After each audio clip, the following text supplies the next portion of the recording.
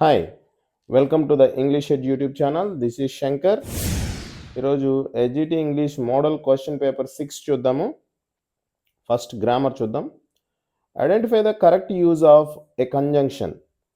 Conjunction కింద ఇచ్చినటువంటి 4 ఆప్షన్స్లో ఎక్కడ సరిగ్గా ఉపయోగించడం జరిగింది. ఫస్ట్ వన్ చూడండి, he is tall because he can run fast. ఇక్కడ బికాస్ అనేది కాజ్ అండ్ ఎఫెక్ట్ని చెప్తుంది. ఇక్కడ ఎటువంటి కాజ్ అండ్ ఎఫెక్ట్ లేదు. అతను పొడవైన వాడు, అలాగే అతను వేగంగా పరిగెడతాడని ఉంది కాబట్టి ఇక్కడ కాజ్ అండ్ ఎఫెక్ట్ లేదు కాబట్టి ఇది సరైన యూసేజ్ కాదు. He is tall or he can run fast. ఇక్కడ ఆర్ అనేది చాయిస్ని తెలియజేస్తుంది, అంటే రెండిటి మధ్య చాయిస్ని తెలియజేస్తుంది. ఇక్కడ చాయిస్ ఏం లేదు కాబట్టి ఇది కూడా సరైన యూసేజ్ కాదు. ఇది లేదా అది అనే ఉద్దేశంతో ఆర్ని యూజ్ చేస్తాం. He is tall and he can run fast. ఇక్కడ he is tall, he can run fast అనేది రెండు ఫ్యాక్ట్స్, అవి రెండు నిజాలన్నమాట. సో ఈ రెండు నిజాలని అండ్ అనే కంజంక్షన్ కలుపుతుంది కాబట్టి ఇది రైట్ యూజేజ్. దీనికి మీనింగ్ ఏంది? అతను పొడవైన వాడు మరియు వేగంగా పరిగెడతాడు అని. నెక్స్ట్ డి చూడండి, he is tall so he can't run fast. ఇది అతను పొడవైన వాడు కాబట్టి అతను వేగంగా పరిగెత్తడు అని. సో ఇక్కడ సో అనేది కాజ్ అండ్ ఎఫెక్ట్ని చెప్తున్నప్పటికీ సరిగా ఉపయోగించలేదు. సాధారణంగా పొడవుగా ఉంటే వేగంగా పరిగెత్తే అవకాశం ఉంది. పొడవుగా ఉన్నాడు కాబట్టి వేగంగా పరిగెత్తలేడు అనడానికి కారణాలు ఉండవు. కాబట్టి ఇది కూడా wrong usage. Right answer C. Choose the correct tense. He dash a book when I saw him. ఇందులో టెన్స్ కనుక్కోవాల్సి ఉంటుంది. ఇక్కడ 2 టెన్సెస్ని యాడ్ చేయడం జరిగింది. He dash a book, I saw him. ఇక్కడ చూడండి, సా అనేది మన క్లూ. సా అనేది V2లో ఉంది, అంటే ఇది సింపుల్ పాస్ట్ అనమాట. సింపుల్ పాస్ట్లో ఎప్పుడైనా సరే దేంతో కనెక్ట్ అవుతుందంటే, జనరల్గా సింపుల్ పాస్ట్ అనేది పాస్ట్ పర్ఫెక్ట్తో కానీ, పాస్ట్ కంటిన్యూస్తో కానీ, లేదా పాస్ట్ పర్ఫెక్ట్ కంటిన్యూస్తో కానీ కాంబినేషన్లో రావడం జరుగుతుంది. ఇక్కడ ఉన్న వాటిల్లో పాస్ట్ కంటిన్యూస్ ఉంది చూడండి. He was reading A book when I saw him అంటే నేను అతను చూసినప్పుడు అతను బుక్ చదువుతూ ఉన్నాడు అని అర్థం అనమాట. So right answer is C. Next, which sentence uses the definite article correctly for a unique noun. కింది వాటిలో యూనిక్ నౌన్ అంటే ఈ ప్రపంచంలో ప్రత్యేకమైనటువంటి వి అనమాట. ఇది విశిష్టమైనవి, అవి ఒకటే ఉంటాయి మోస్ట్లీ.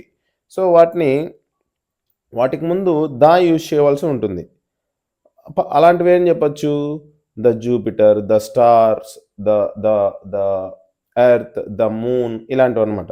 సో ఇక్కడ ద సన్ ఈజ్ సెట్టింగ్ అనేది కరెక్ట్ యూసేజ్. ఇది యూనిక్ నౌన్ అనమాట. సన్ అనేది దానికి ముందు యూజ్ చేయడం జరిగింది. మిగిలినవి ఎందుకు రాంగో చూద్దాం. The Apple is healthy fruit. ఇక్కడ యాపిల్ని జనరల్ పర్పస్లో యూజ్ చేయడం జరిగింది. సో ఇక్కడ యాన్ రావాల్సి ఉంటుంది. And Apple is a healthy fruit. ఎందుకంటే ఇక్కడ వవల్ సౌండ్ ఉంది కాబట్టి యాన్ రావాల్సి ఉంటుంది. దా అనేది యూసేజ్ రాంగ్ అనమాట. ఎలిఫెంట్లో కూడా ఏ అనే సౌండ్ ఉంది కాబట్టి ఇక్కడ కూడా యాన్ రావాల్సి ఉంటుంది. And elephant is a fast runner. Next, school is a place of worship. School అనేది ఒక పవిత్రమైన ప్రదేశం లేదా ప్రార్థన చేయగలిగినటువంటి ప్రదేశం అని. సో ఇక్కడ కూడా ఏ అనే ఆర్టికల్ రావాల్సి ఉంటుంది, ఎందుకంటే ఇక్కడ స్కూల్లో కాన్సనెంట్ సౌండ్ ఉంది కాబట్టి. So answer is A. What change improves this sentence. కింద ఇచ్చినటువంటి సెంటెన్స్ ఏ చేంజ్ చేస్తే ఇది సరైనది అవుతుంది. She hardly didn't see anyone at the event. ఇక్కడ add a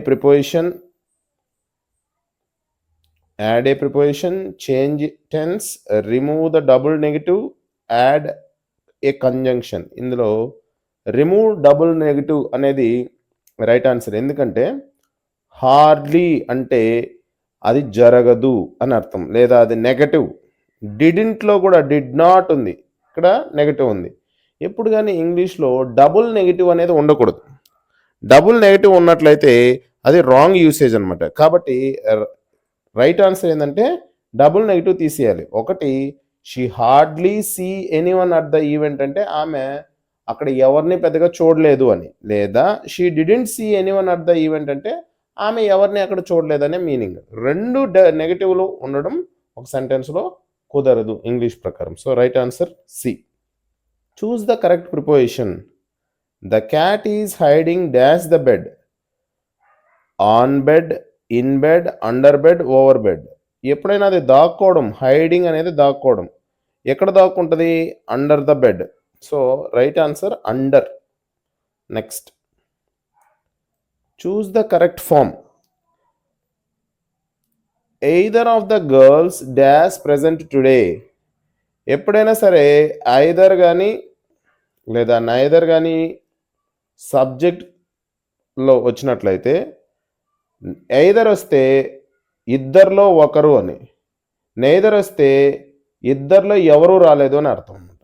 సో ఇక్కడ ఎయిదర్ ఆఫ్ ద గర్ల్స్ అంటే ఆ అమ్మాయిల్లో ఎవరో ఒకరు ఆ రోజు వచ్చారని, ప్రెజెంట్ టుడే అంటే ఆ రోజు వచ్చారు, ఈరోజు వచ్చారని. సో ఇది సింగులర్ సబ్జెక్ట్ అవుతుంది. సింగులర్ సబ్జెక్ట్ అయితే సింగులర్ వర్బ్ తీసుకోవాల్సి ఉంటుంది. So is the right answer. Either of the girls is present today. So right answer C.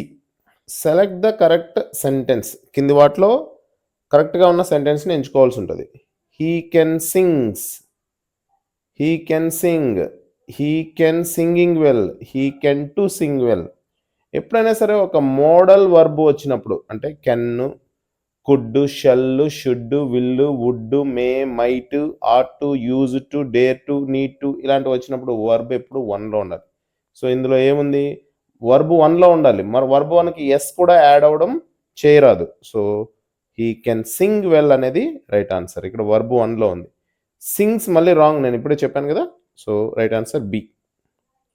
Next, transform the sentence into an exclamatory one. కింద ఇచ్చినటువంటి సెంటెన్స్ని exclamatory సెంటెన్స్లోకి మార్చవలసి ఉంటుంది. చూడండి, it is a beautiful painting. దీన్ని ఈ విధంగా మార్చవచ్చు. How a beautiful painting it is. How వచ్చిన తర్వాత ఆర్టికల్ ఏ రాకూడదు. సో ఇది wrong. What beautiful painting it is. What తర్వాత ఆర్టికల్ ఏ రావాలి. వాట్ ఏ బ్యూటిఫుల్ పెయింటింగ్ అని రావాలి. సో ఇది కూడా రాంగ్. ఇక్కడ what a beautiful painting it is. So ఇది కరెక్ట్ యూసేజ్ అనమాట. సో వాట్ తర్వాత ఏ ఉంది, చివరిలో సబ్జెక్టు వర్బ్ ఉంది కాబట్టి right usage. So what a beautiful painting it is అంటే అది ఎంత అందమైన పెయింటింగో అని అర్థం అనమాట.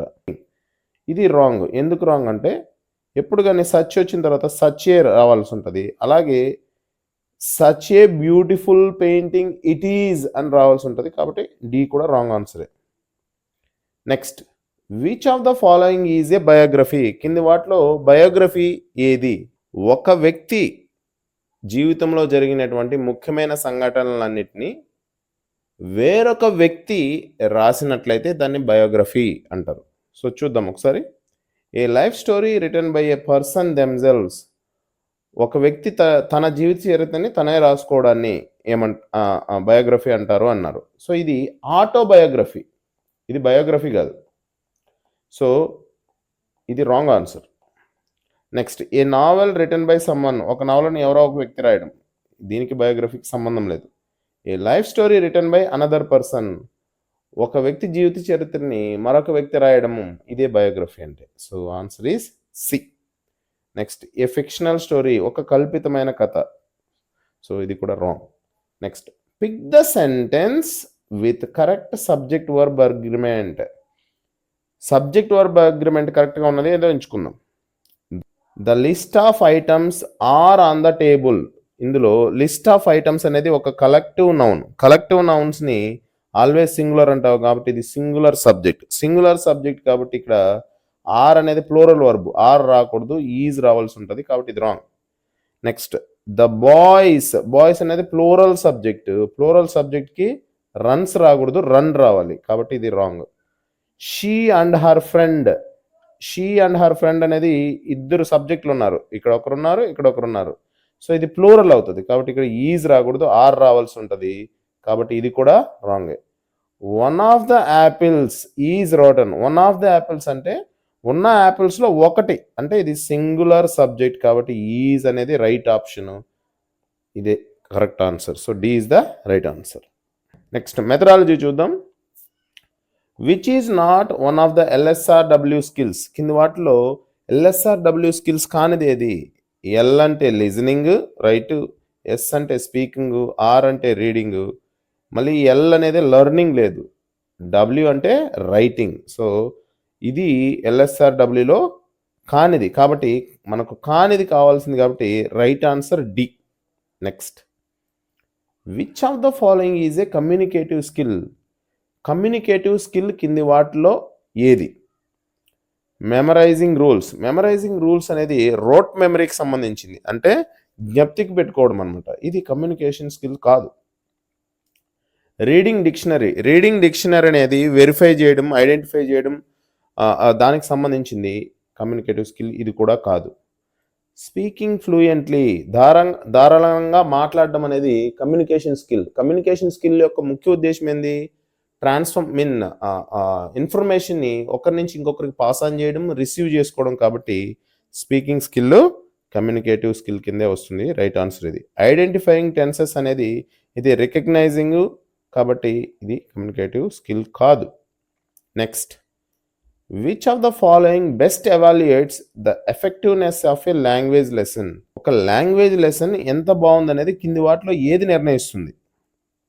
Number of grammar exercises given, amount of homework submitted, students ability to use language in real context, number of chapters completed. So C is the right answer. ఎందుకంటే లాంగ్వేజ్లో ఉన్నటువంటి లెసన్ ఏం చేయాలంటే స్టూడెంట్ యొక్క ఎబిలిటీని, లాంగ్వేజ్ని రియల్ లైఫ్లో యూజ్ చేసే ఎబిలిటీని develop చేసేలాగా ఉన్నట్లయితే అది ఎఫెక్టివ్ లెసన్ అనమాట. So right answer is C. The direct method emphasises. ఇది చాలాసార్లు వచ్చినటువంటి క్వశ్చన్. డైరెక్ట్ మెథడ్ అంటే ఏం లేదు, క్లాస్ రూమ్ టీచింగ్లో ఇన్స్ట్రక్షన్స్ ఖచ్చితంగా టార్గెటెడ్ లాంగ్వేజ్లోనే ఉండాలి. ఫర్ ఎగ్జాంపుల్ ఇంగ్లీష్ మన టార్గెటెడ్ లాంగ్వేజ్ అంటే ఇన్స్ట్రక్షన్స్ కానీ టీచింగ్ లెర్నింగ్ ప్రాసెస్ కానీ కంప్లీట్గా ఇంగ్లీష్లోనే యూజ్ చేయాలి. సో దానివల్ల ఏమవుతుంది? స్పీకింగ్ ఇంగ్లీష్ అనేది ఈజీ అవుతుంది. So right answer is speaking in English. ఎందుకంటే ఇంగ్లీష్నే యూజ్ చేయాలి క్లాస్ రూమ్లో, టీచింగ్లో. Next, what is the first step in lesson planning. Lesson ప్లానింగ్లో ఫస్ట్ స్టెప్ ఏంటి? Evaluation, instructions, setting objectives, writing questions. First lesson plan బిగినింగ్లోనే objectives set చేసుకోవాల్సి ఉంటుంది. ఆ లెసన్లో మనం ఎటువంటి ఆబ్జెక్టివ్స్ స్టూడెంట్లో డెవలప్ చేయాలనేది సెట్ చేసుకోవాల్సి ఉంటుంది. That is the right answer. Which is an example of a teaching learning material. కింది వాటిలో టీచింగ్ లెర్నింగ్ మెటీరియల్కి ఎగ్జాంపుల్ ఏది? School bell, notebook, calendar, text book.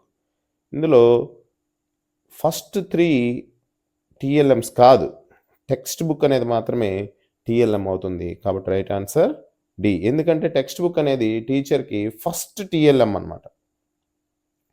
Next, which approach focuses on real life communication.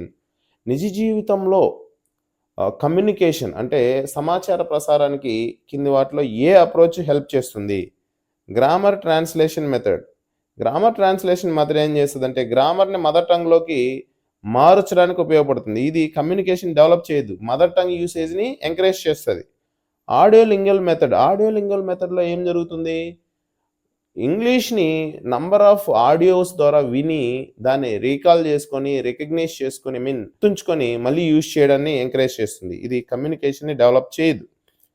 Communicative approach ఏం చేస్తుందంటే language communicate చేయడం, మాట్లాడడం, వినడం, సమాచారాన్ని పంచుకోవడం మీద ఎక్కువ ఫోకస్ చేస్తుంది. కాబట్టి C is the right answer. Structural approach ఏం చేస్తుందంటే రోట్ మెమరీని ఎంకరేజ్ చేస్తుంది, అంటే బట్టి పట్టడాన్ని ఎంకరేజ్ చేస్తుంది. ఇది కమ్యూనికేషన్ని ఎంకరేజ్ చేయదు. So C is the right answer. Next, evaluation helps the teacher to. Evaluation అనేది టీచర్కి ఏ విధంగా హెల్ప్ చేస్తుంది? డిసిప్లైన్ స్టూడెంట్స్, విద్యార్థులను క్రమశిక్షణలో పెడుతుంది, గ్రేడ్ హోంవర్క్, హోంవర్క్ని గ్రేడ్ చేయడానికి ఉపయోగపడుతుంది. అండర్స్టాండ్ స్టూడెంట్స్ ప్రోగ్రెస్, విద్యార్థుల అభివృద్ధిని తెలుసుకోవడానికి, అర్థం చేసుకోవడానికి పనికొస్తుంది. స్టూడెంట్ యొక్క అభివృద్ధి ఎలా ఉందని తెలుసుకోవడం కోసం ఎవాల్యుయేషన్ అనేది ఉపయోగపడుతుంది. Next, curriculum is defined as. Curriculum అంటే ఏంటి, దాని డెఫినేషన్ ఏంటి? First one, a teaching method, ఒక బోధనా పద్ధతి. ఏ టెక్స్ట్ బుక్, ఒక పాఠ్యపుస్తకము. A set of planned learning experiences. This one is the right answer. Curriculum అంటే ఏంటంటే అది ఒక విస్తృతమైనది. అది ఎటువంటి అనుభవాలను విద్యార్థులకు అందించాలనేది ముందుగానే ప్లాన్ చేసినటువంటి ఒక బ్రాడ్ రేంజ్ ప్లాన్ అది. దాన్నే కరికులం అంటాము. కరికులంలో ఏముంటుందంటే విద్యార్థులకి ఎటువంటి లెర్నింగ్ ఎక్స్పీరియన్సెస్ ఇవ్వాలనేది ప్లాన్ చేసి ఉంటారు. So answer is C. What is the main objective of teaching English as a second language? ఇంగ్లీష్ని సెకండ్ లాంగ్వేజ్గా టీచ్ చేయడంలో ముఖ్య ఉద్దేశం ఏంటి? టు ఇంప్రూవ్ హ్యాండ్ రైటింగ్, విద్యార్థులు చేతిరాతను మెరుగుపరచడం. టు ఎన్హాన్స్ డ్రాయింగ్ స్కిల్స్, బొమ్మలు గీయడాన్ని అభివృద్ధి చేయడం కోసం. టు డెవలప్ కమ్యూనికేషన్ స్కిల్స్, విద్యార్థులు భావ ప్రసారం, కమ్యూనికేట్ చేసుకోవడం, మాట్లాడడం, సమాచారాన్ని ఒకరితో మరొకరు షేర్ చేసుకోవడం కోసం. టు టీచ్ లోకల్ లాంగ్వేజ్, స్థానికంగా ఉండే మాతృభాషని నేర్చుకోవడానికి ఉపయోగపడడం. So answer is C. ఎందుకంటే ఇంగ్లీష్ లాంగ్వేజ్ అనేది గ్లోబల్ లాంగ్వేజ్.